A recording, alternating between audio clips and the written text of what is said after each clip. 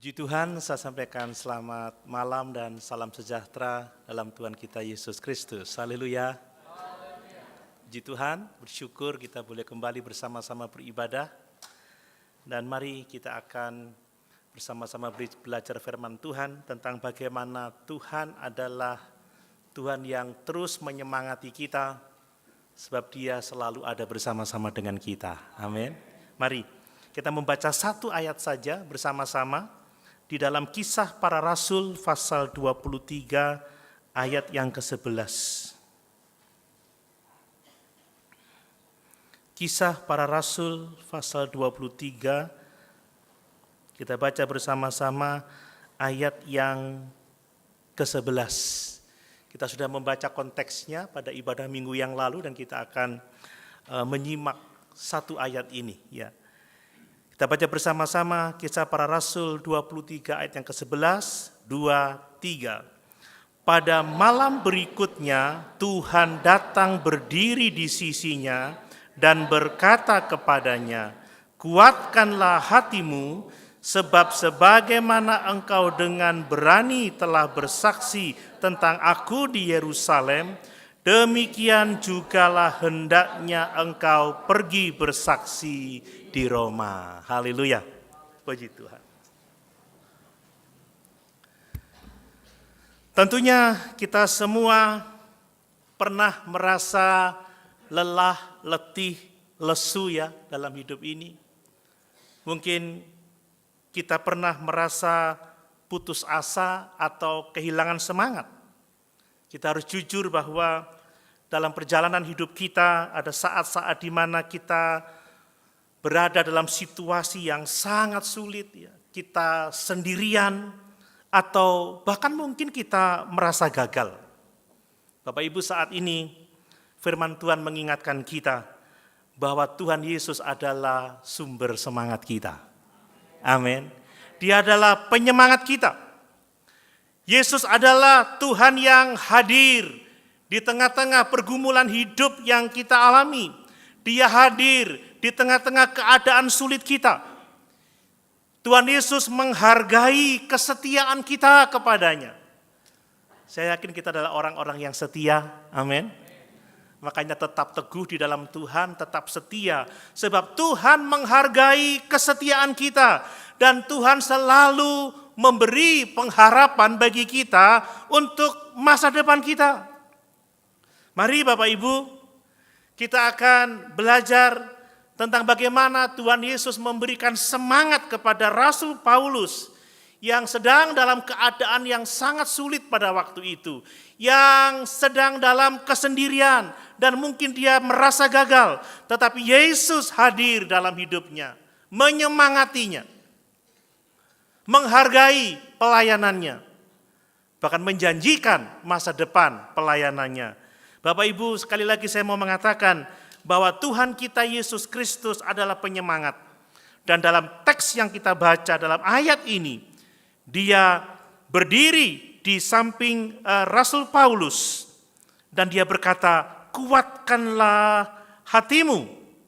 Ya, kuatkanlah hatimu. Kita melihat bagaimana dia hadir dan mengatakan, "Kuatkanlah hatimu." Lalu dia menghargai pelayanan Rasul Paulus. Sebab sebagaimana engkau telah berani bersaksi tentang aku di Yerusalem, selanjutnya dia memberi janji masa depan. Demikian jugalah hendaknya engkau pergi bersaksi di Roma. Mari kita akan melihat ya bagaimana Tuhan Yesus menyemangati Rasul Paulus dan bagaimana kita dapat menerapkan itu dalam kehidupan kita supaya saat-saat kita menghadapi kesulitan, saat-saat kita merasa letih, lesu dalam hidup ini, saat kita merasa hilang semangat, kita mendapatkan kekuatan dari Tuhan. Amin.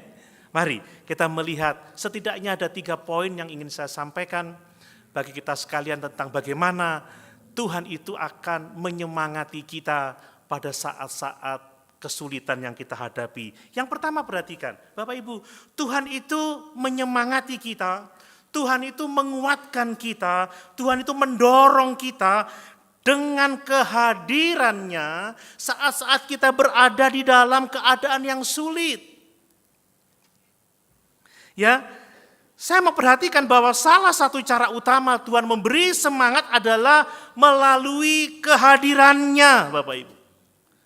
Ya jelas tadi kita sudah membaca saat Paulus berada di dalam keadaan yang sukar, maka Allah hadir, Yesus hadir, dia ada di samping dari Rasul Paulus.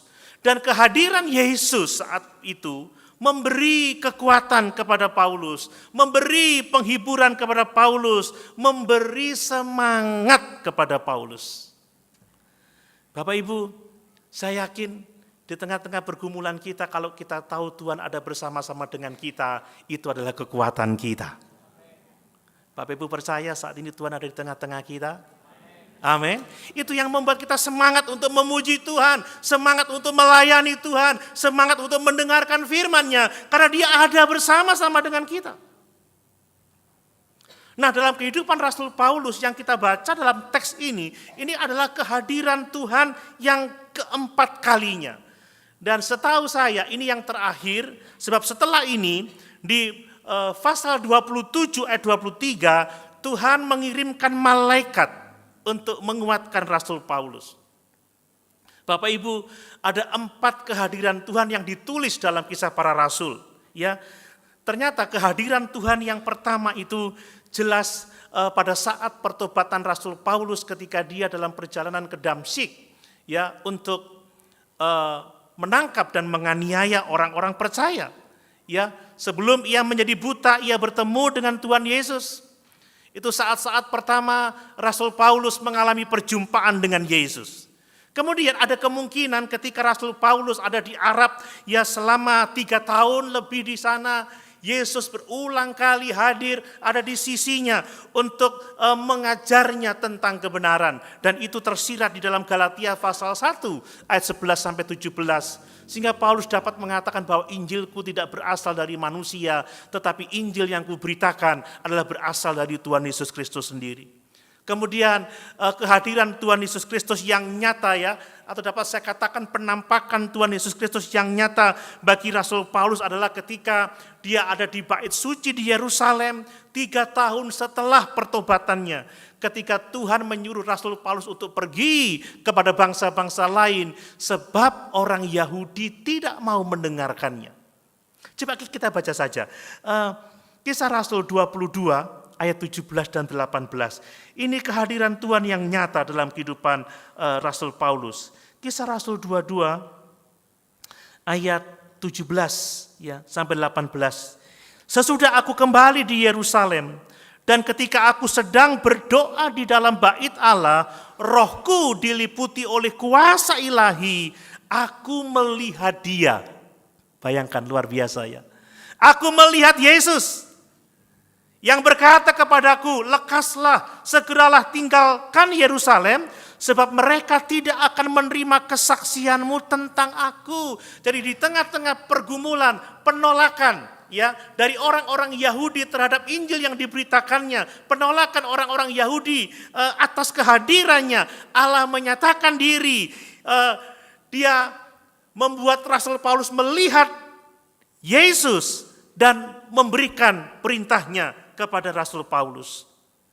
Kemudian penampakan yang ketiga Bapak Ibu itu terjadi ketika Rasul Paulus merasa takut di Korintus sebab dia mengalami penganiayaan yang sangat hebat.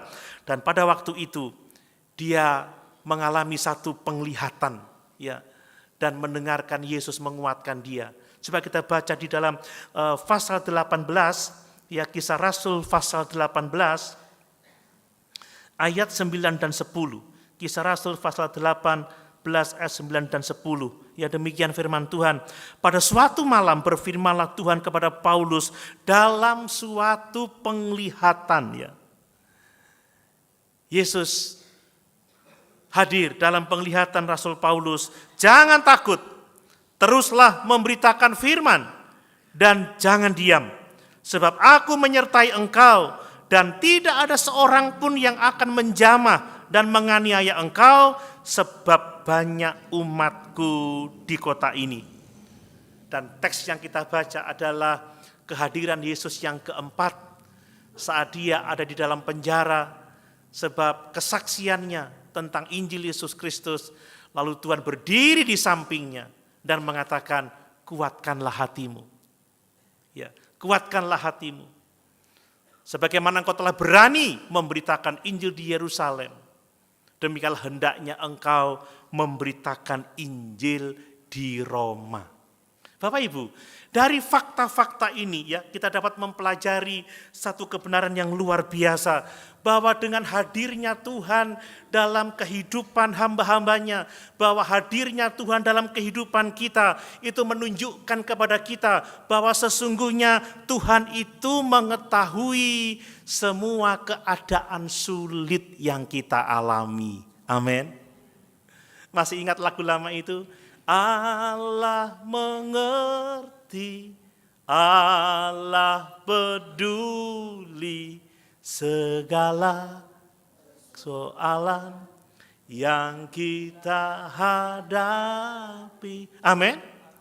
Bagaimana dia mengerti, bagaimana dia peduli. Memang dia adalah Allah yang maha tahu. Tetapi sungguh luar biasa, dia hadir dalam kehidupan kita. Dia menyertai kita, dia berdiri di samping kita. Dia ada bersama-sama dengan kita.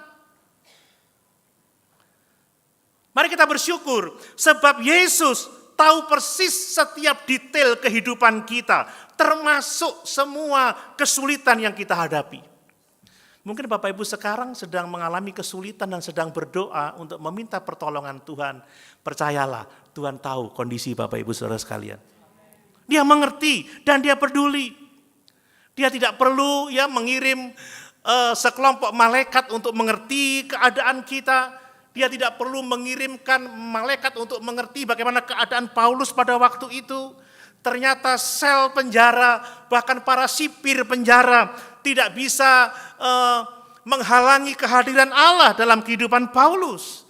Dia tahu persis di mana Paulus berada, di dalam penjara pada waktu itu. Dia tahu persis penderitaannya, dia tahu persis kebutuhannya. Dan meskipun Paulus tidak tahu apa yang sedang terjadi di sekitarnya, tetapi Yesus tahu bahwa ada orang-orang yang sementara berpuasa dan tidak akan berbuka puasa sebelum dia membunuh Paulus. Yesus tahu. Amin. Dia tidak hanya mengerti keadaan Paulus, tetapi dia juga mengerti keadaan musuh-musuh Paulus dan apa yang akan mereka lakukan. Tuhan tahu semua keadaan kita Bapak Ibu. Dan Tuhan tahu ya keadaan musuh-musuh kita. Bahkan musuh-musuh kita tidak akan dapat bertindak lebih dari apa yang Tuhan izinkan dalam kehidupan kita. Amin. Setan tidak akan dapat bertindak melebihi batas-batas yang ditetapkan oleh Tuhan. Ingat ketika dia berbicara kepada iblis, ketika iblis hendak mencobai Ayub. Silakan ambil harta kekayaannya, tetapi sayangkan nyawanya.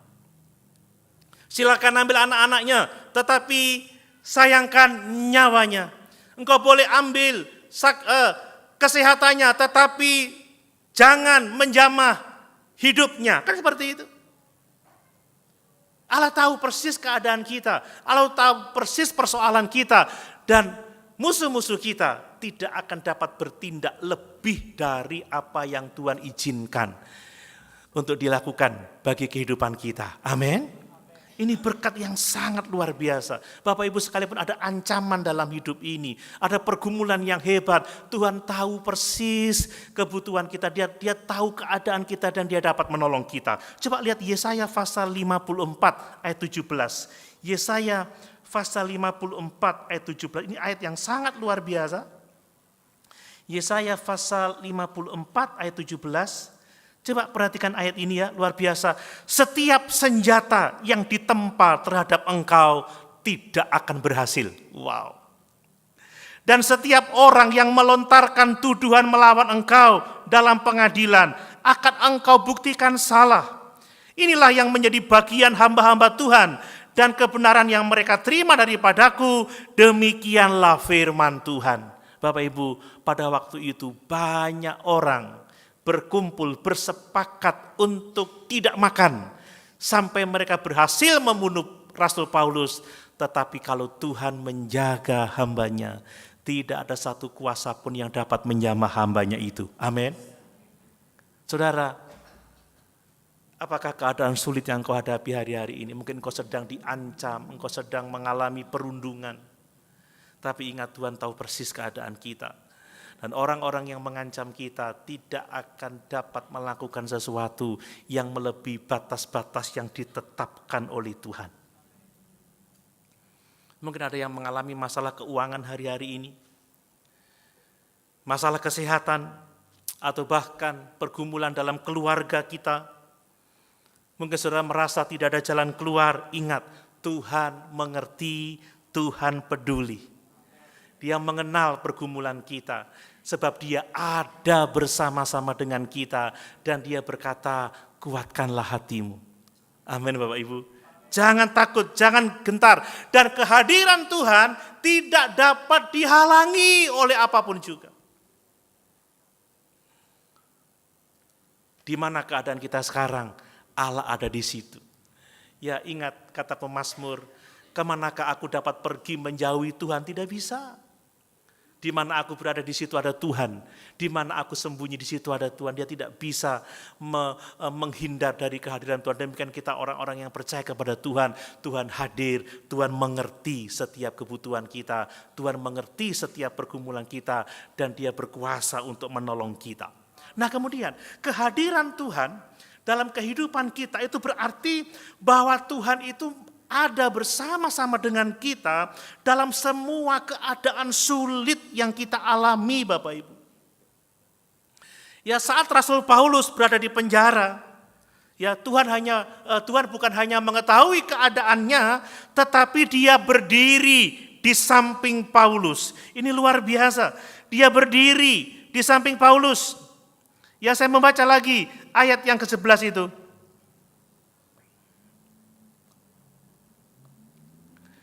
Tuhan datang berdiri di sisinya.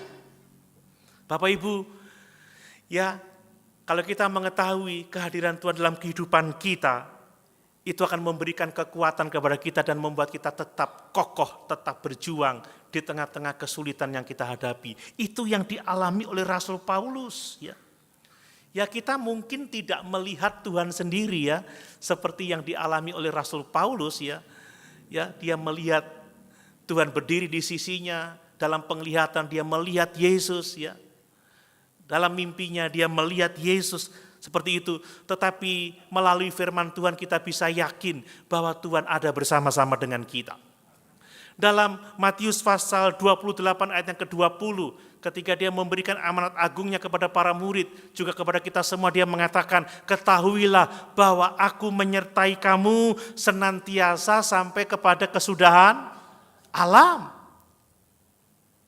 Di dalam Ibrani pasal 13 ayat yang ke-5 bagian C dikatakan, aku sekali-kali tidak meninggalkan engkau, aku sekali-kali tidak membiarkan engkau. Sekalipun kita tidak melihat dengan mata jasmani kita, tetapi melalui firman-Nya kita tahu dia tidak pernah meninggalkan kita, dia tidak pernah membiarkan kita, dia ada bersama-sama dengan kita. Bapak Ibu mungkin kita sedang mengalami pergumulan yang hebat seperti yang dialami oleh Daniel ya.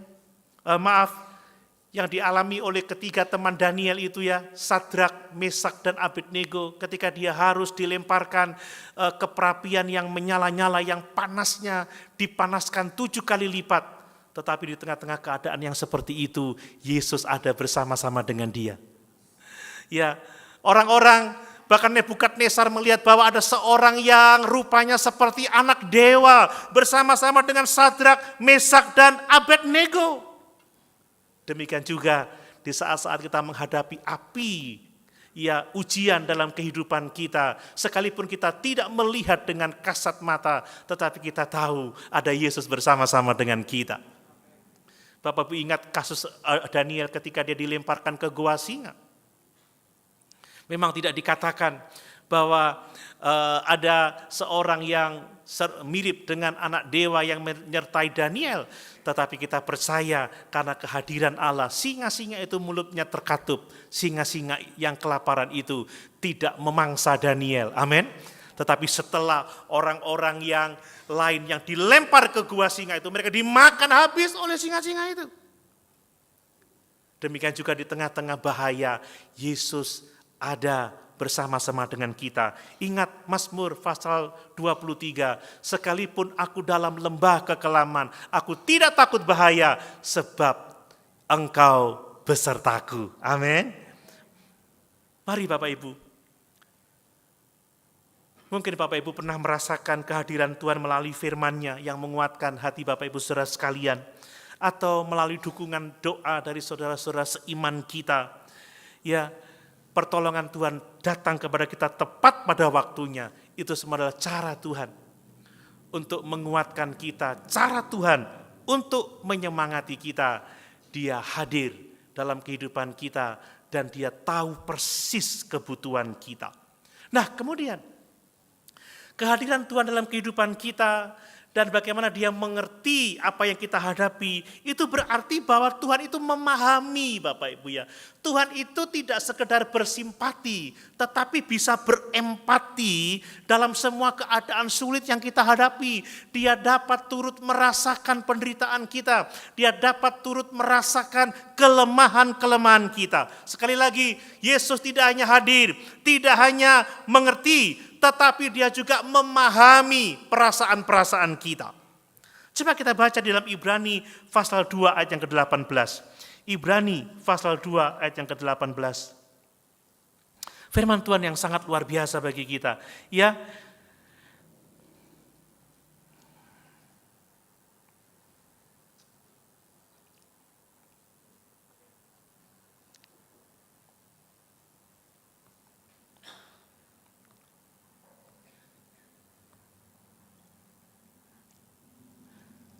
maaf, bukan Ibrani pasal 2.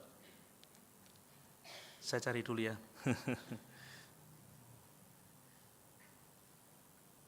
Oke.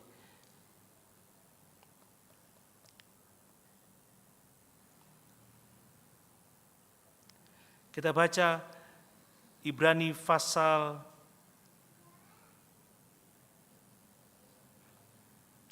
4 ayat yang ke-15.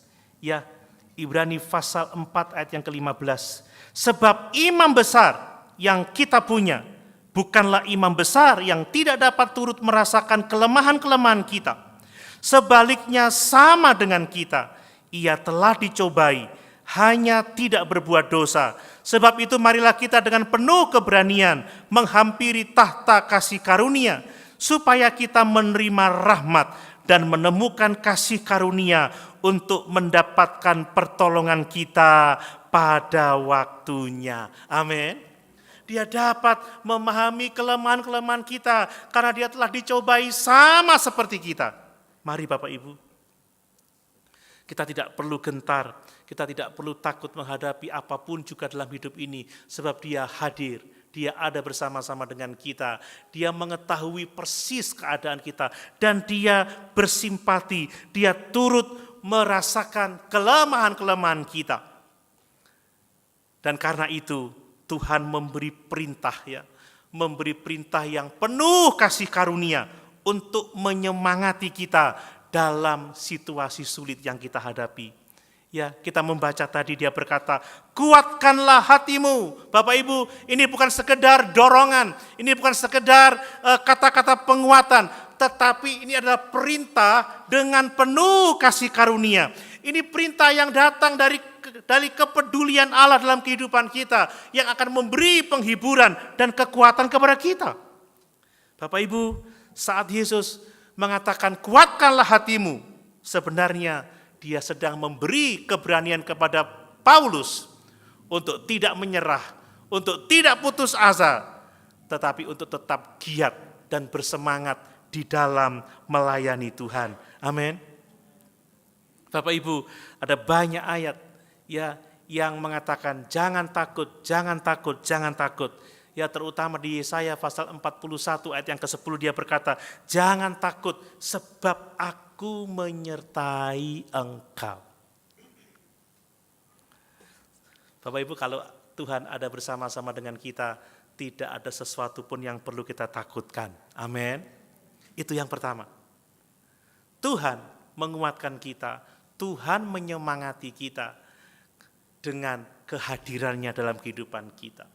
Itu memastikan bahwa dia mengerti keadaan kita, bahwa dia selalu bersama-sama dengan kita, bahwa dia dapat berempati, dan dia memerintahkan kita untuk tidak takut, tetapi untuk berani, ya, supaya kita menguatkan hati kita, tidak menyerah pada masa-masa sukar, dan tetap setia di dalam pengiringan kita kepada Tuhan.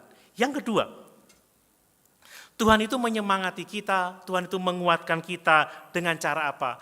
Dengan cara menghargai kesetiaan kita di dalam mengiring Tuhan. Dengan cara memuji pelayanan kita kepada Tuhan. Bapak Ibu, ini sungguh luar biasa. Ya. Coba kita lihat lagi ayat itu. Kuatkanlah hatimu sebab sebagaimana engkau dengan berani telah bersaksi tentang aku di Yerusalem. Perhatikan kata-kata, sebab sebagaimana engkau telah berani bersaksi tentang aku. Ini bicara soal penghargaan. Ini bicara soal pujian. Engkau telah berani bersaksi tentang aku. Engkau telah melayani aku. Engkau telah setia mengiring aku. Bapak Ibu, pujian itu menjadi kekuatan. Pujian itu menjadi semangat. Ya, saudara, kalau kita tahu bahwa Tuhan itu menghargai pelayanan kita, menghargai kesetiaan kita, itu akan memberi semangat kepada kita. Amin. Ya, makanya kalau aminnya besar, saya juga lebih semangat dalam berkhotbah. Nah, gitu. Ya. Kalau orang tidak dihargai itu biasanya sudah loyo, Bapak Ibu. Loyo. Ya. Saya berpikir bahwa pada waktu itu Paulus merasa gagal ya. Karena kesaksiannya ditolak, dia dipukul oleh imam besar. Dia ditampar. Dan karena dia tidak tahu bahwa yang menyuruh menampar dia itu imam besar, dia mengatakan, "Hai kamu kota yang dilabur putih tetapi sesungguhnya engkau busuk." Waduh, itu menjadi kesalahan fatal pada waktu itu. Dia tidak tahu kalau itu imam besar. Dia untuk menyelamatkan dia di penjara. Mungkin dia merasa gagal, ya merasa kecewa. Tetapi luar biasa, Tuhan memuji keberaniannya. Amin. Tuhan menghargai kesetiaannya. Padahal mungkin dia sendiri mengalami perasaan gagal, kekecewaan, tidak berhasil. Mari kita melihat bagaimana penghargaan Tuhan atau pujian Tuhan atas pelayanan kita, atas kesetiaan kita itu akan memberikan semangat kepada kita untuk menghadapi berbagai macam kesulitan.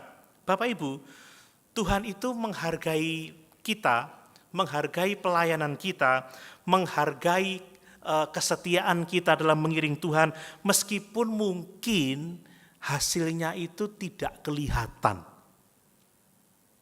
Maksud saya seperti ini Bapak Ibu ya. Seringkali kita ini cenderung menilai keberhasilan pelayanan kita itu berdasarkan hasil yang dapat kita lihat. Ya contoh kalau saya memberikan renungan setiap hari, biasanya wah ini berhasil karena like-nya itu 5.000 gitu ya. Ternyata yang nge-like cuma 2, cuma 3 begitu. Wah enggak berhasil. Padahal anggota grupnya itu 100 orang. Jempolnya cuma 3, enggak berhasil.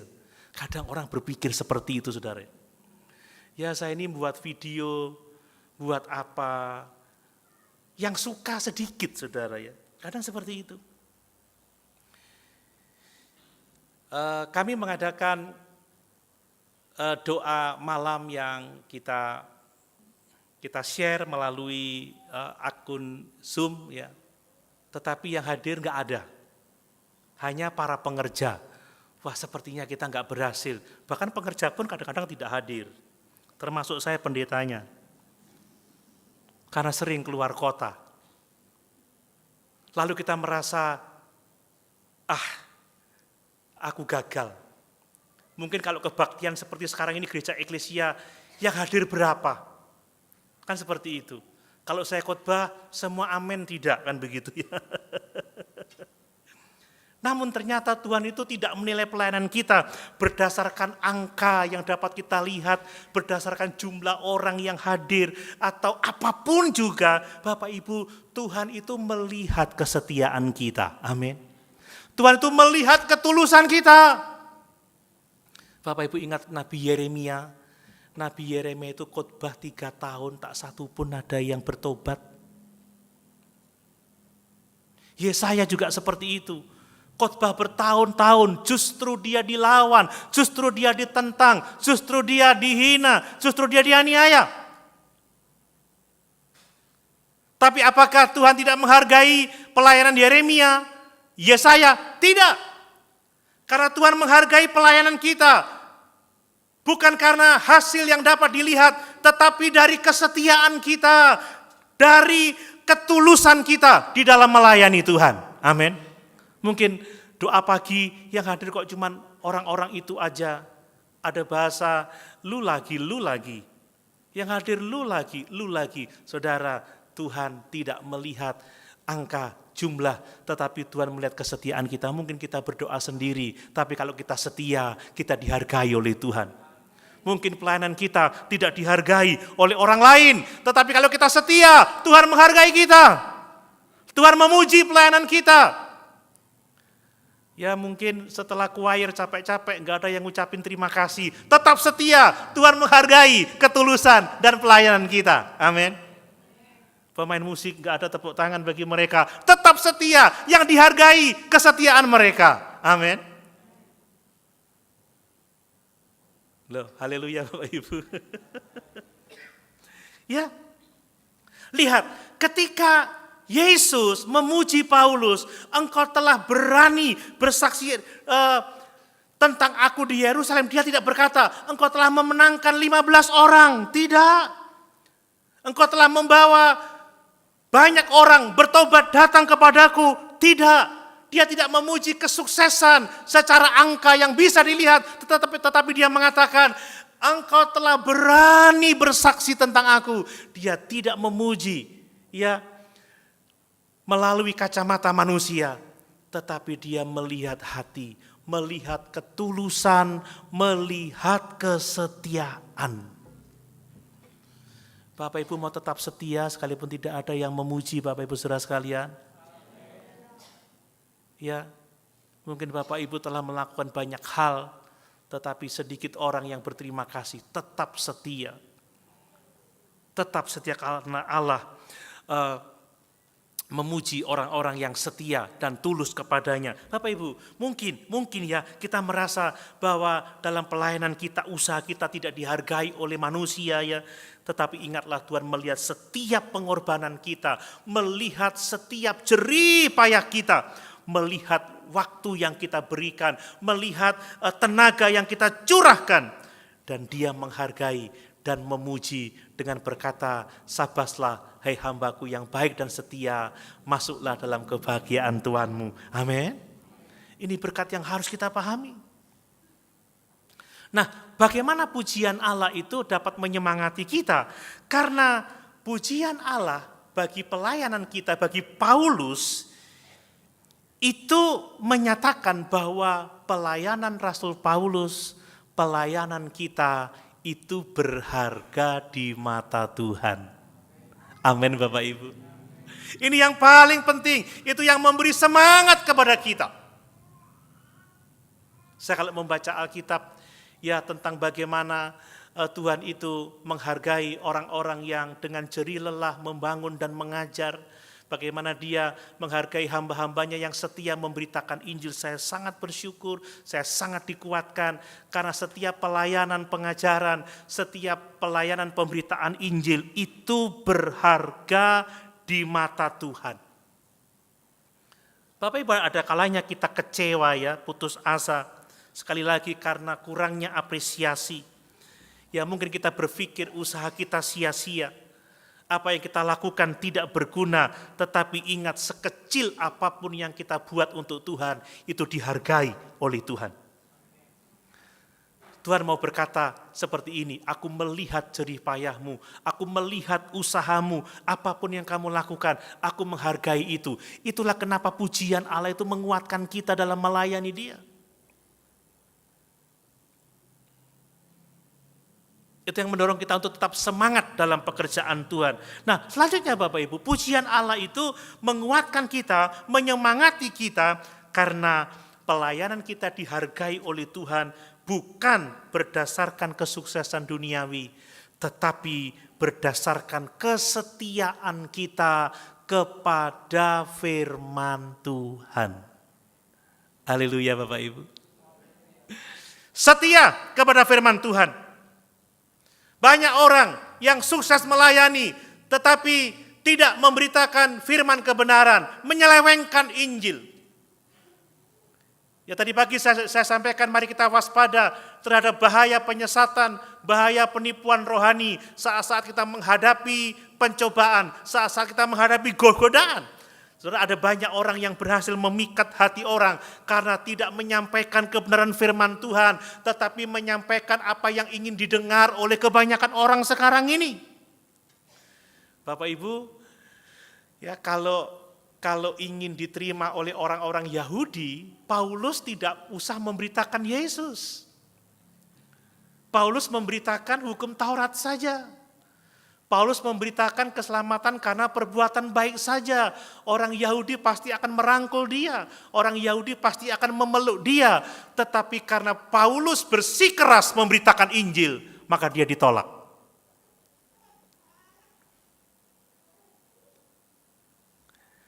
Haleluya Bapak Ibu. Kalau Bapak Ibu tidak ingin dianiaya, jangan memberitakan Yesus dah. Ya. Coba kalau gereja kita buat spanduk besar, ibadah minggu tanggal 29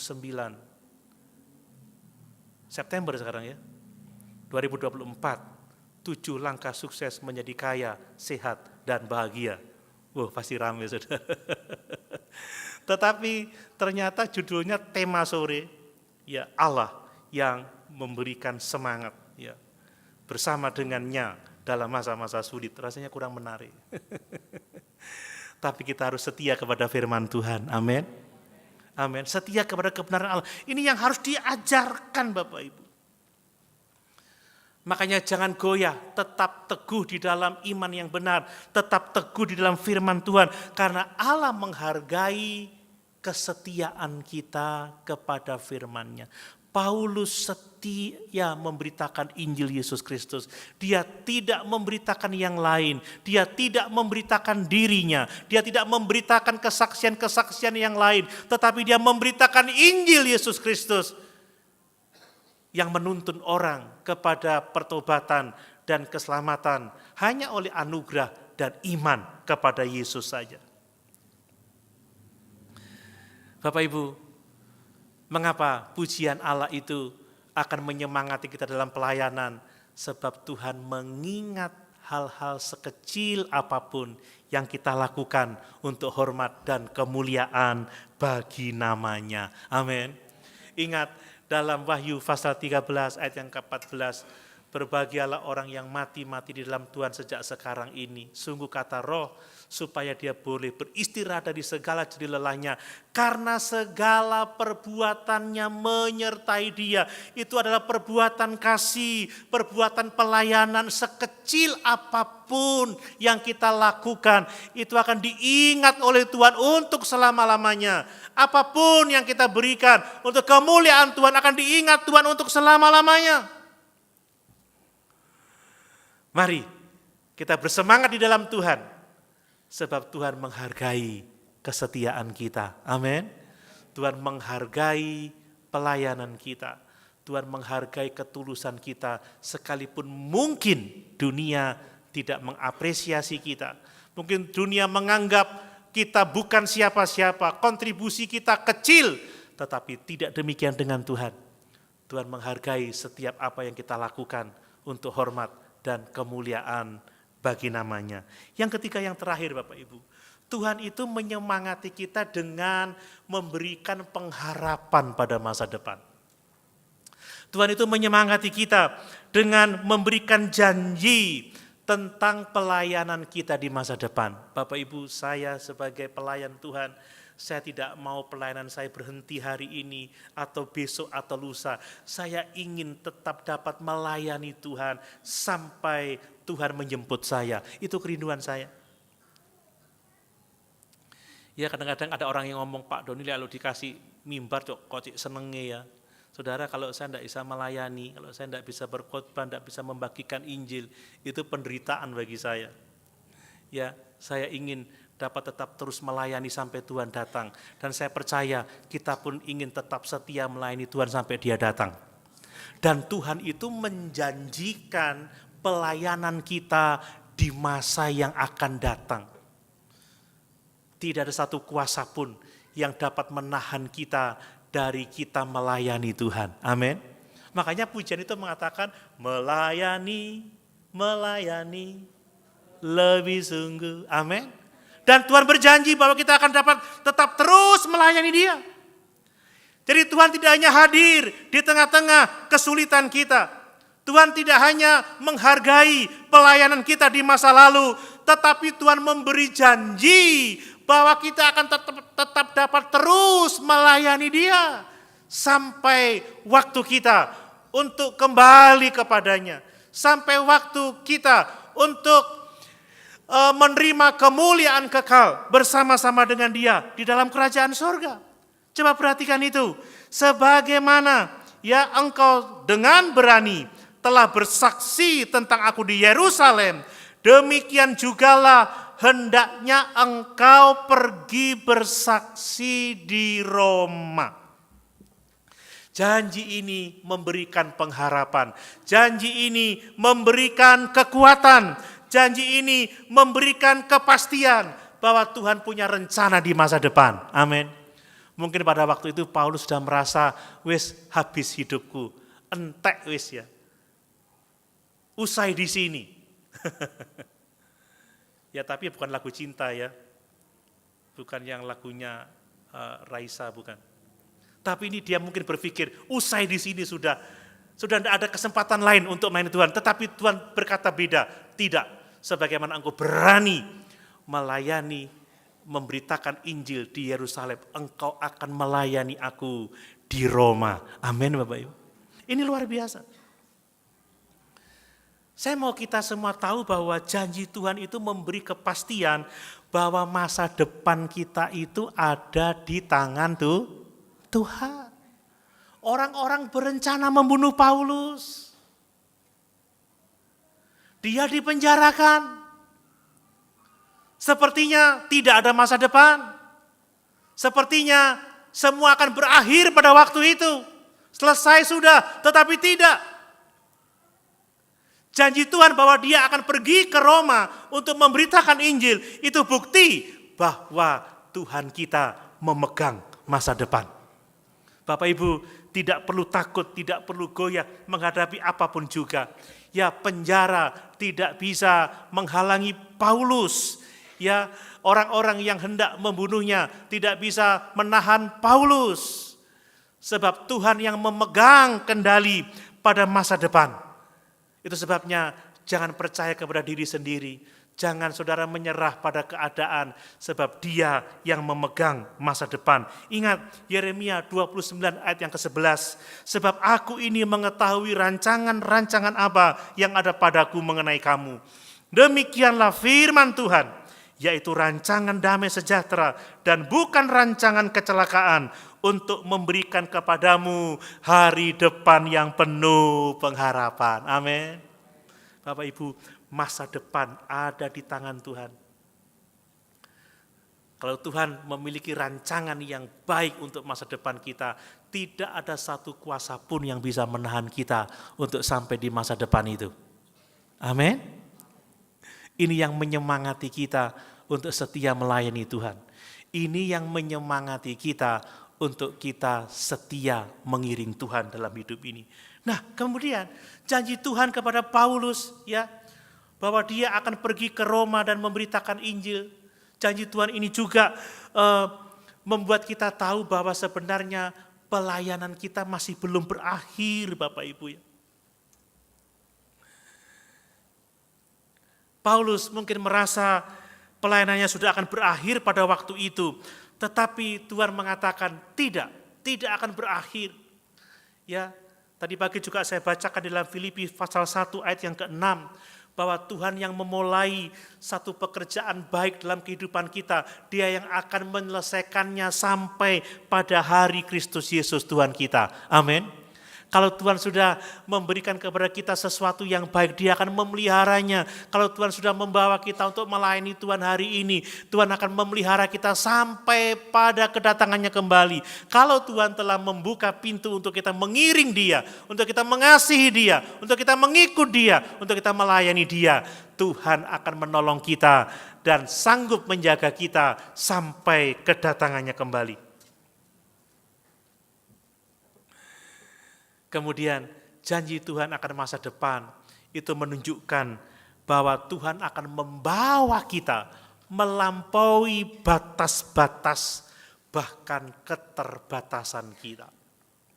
Bapak Ibu, saya menyimpulkan ini karena saya melihat ada hal-hal yang membatasi Rasul Paulus, itulah penjara.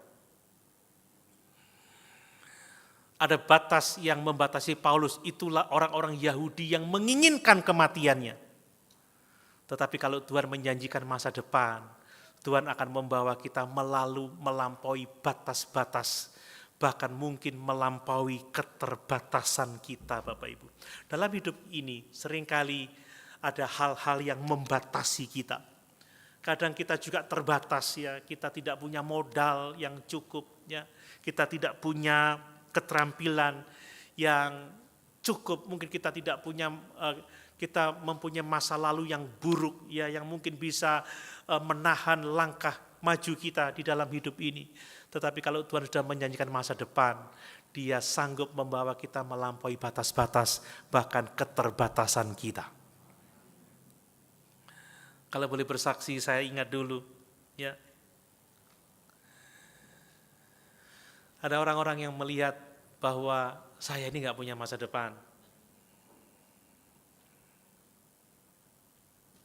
Ada orang yang ngomong, nggak punya keterampilan, ya, nggak punya modal, dan lain sebagainya. Tetapi kalau Tuhan merencanakan sesuatu yang baik untuk kita semua, mungkin Bapak Ibu pernah juga mengalami seperti saya, Tuhan mampu membawa kita melampaui batas-batas yang membatasi kita, dan bahkan mungkin keterbatasan kita. Amin. Dulu itu saya gagapnya nggak ketulungan, saudara. Saya kalau ngomong itu, tapi sekarang juga masih keluar ya kadang-kadang ya. Kalau udah ngomong mau makan gitu deh. Saya mau tidur, sampai kalau sudah mau ngomong mama bong gitu, dikagetin gitu. Lalu katanya apa? Kalau mau sembuh ngepel beras yang nasi yang panas, dikepel suruh nelen, ya sakit semua, saudara. Tapi ternyata orang yang gagap seperti saya bisa jadi pengajar, bisa menyampaikan firman karena Tuhan sanggup membawa kita melampaui batas-batas. Maaf, saya tidak bermaksud sombong, karena sampai sekarang pun kadang saya masih gagap, kan begitu ya. Kadang kalau ngomong keserimpet-serimpet gitu kan. Mungkin saya tidak memenuhi kriteria untuk public speaking, tetapi kalau Tuhan mau, tidak ada yang mustahil bagi Tuhan. Ingat kata Paulus, ya, aku tidak berani berkata-kata, aku tidak mempunyai kepandaian berkata-kata. Kan seperti itu. Tetapi Paulus dipakai oleh Tuhan dengan luar biasa.